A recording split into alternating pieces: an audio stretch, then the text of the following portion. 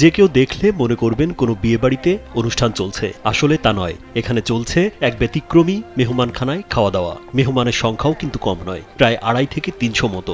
গেল 2 বছরেরও বেশি সময় ধরে চলছে এই আয়োজন। একদল যুবক ইংরেজি মাসের প্রথম শুক্রবার এলেই মানবতার হাত বাড়িয়ে দেয়। তারা সমাজের হতদরিদ্র মানুষের একবেলা ভালো খাবার খাওয়ানোর জন্য আয়োজন করে এমন মেহমানখানার। এলাকার যুবক, ব্যবসায়ী ও প্রবাসীদের অর্থায়নেই করা হয় এর আয়োজন। প্রথমে আয়োজকরা দাওয়াত কার্ড দিয়ে আসেন অসহায় দরিদ্র পরিবারের সবাইকে। পরে দাওয়াত কার্ড হাতে নিয়ে একে একে আসতে থাকেন মেহমানরা।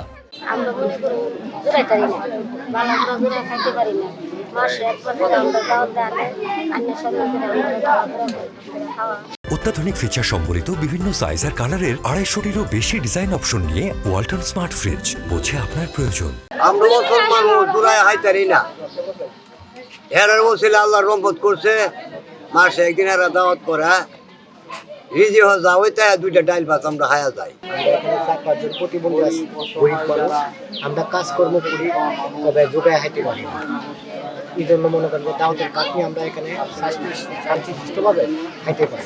আয়োজকরা জানান, দ্রব্যমূল্যের ঊর্ধ্বগতিতে এলাকার প্রতিবন্ধী, ভিক্ষুক ও অসহায় দরিদ্র পরিবারগুলো ভালো মানের খাবার খেতে পারে না। তাদের কথা বিবেচনা করেই অর্থ সংগ্রহ ও শ্রম দিয়ে মেহমানখানার আয়োজন করা হয়।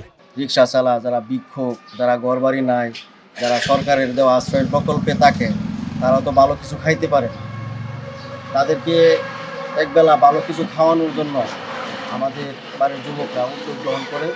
তো আলহামদুলিল্লাহ উদ্যোগটা নেওয়ার পরে সবাই সাড়া দিছে। আমাদের এলাকার যারা ব্যবসায়ী আছে, যারা চাকরিজীবী আছে, যারা প্রবাসী আছে, যারা কৃষক আছে, সবাই সর্বাত্মকভাবে অর্থ দিয়ে, শ্রম দিয়ে, কেউ পরামর্শ দিয়ে আমাদেরকে সহযোগিতা করে আসছে।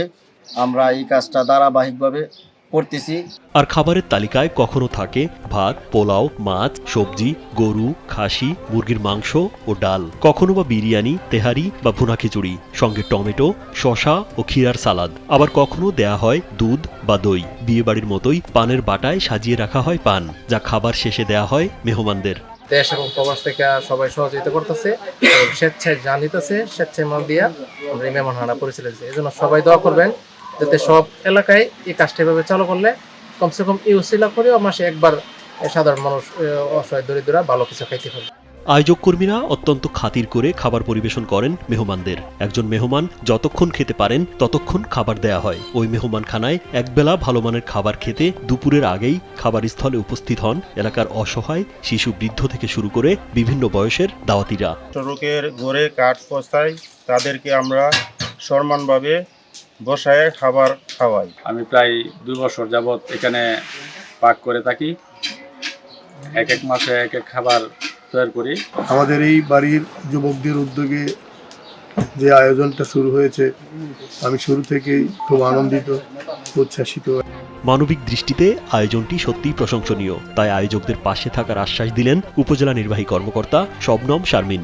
আমি আশা করি যে এখানে যুবকদের যে উদ্যোগ, সেই উদ্যোগে আমরা যারা প্রশাসনে আছে, আমাদের প্রশাসনের পক্ষ থেকে আমরা সবসময় তাদের পাশে থাকবো, এই উদ্যোগের সাথে থাকবো। এবং এই ধরনের উদ্যোগ শুধু কালিকা প্রসাদ ইউনিয়নে না, আমাদের অন্য যে 6টি ইউনিয়ন সহ আমাদের পৌরসভা আছে ভৈরবে, সেখানে ছড়িয়ে পড়বে। এবং এই দৃষ্টান্ত অনুসরণ করে আমাদের বাংলাদেশের অন্যান্য জায়গাতেও আমরা এই ধরনের ভালো কাজ আরও গ্রহণ করব এবং সেই সমস্ত কাজে আমরা সকলেই পাশে থাকব। কিশোরগঞ্জের ভৈরব উপজেলার কালিকাপ্রসাদ ইউনিয়নের ঝগড়ারচর গ্রামের পাণ্ডব ব্যাপারী বাড়িতে প্রতি মাসেই মেহমানখানার আয়োজন অব্যাহত থাকবে। আর মেহমান হয়ে আসবে সমাজের অসহায় মানুষ, খাবে তৃপ্তির সঙ্গে, এমনটাই প্রত্যাশা সবার।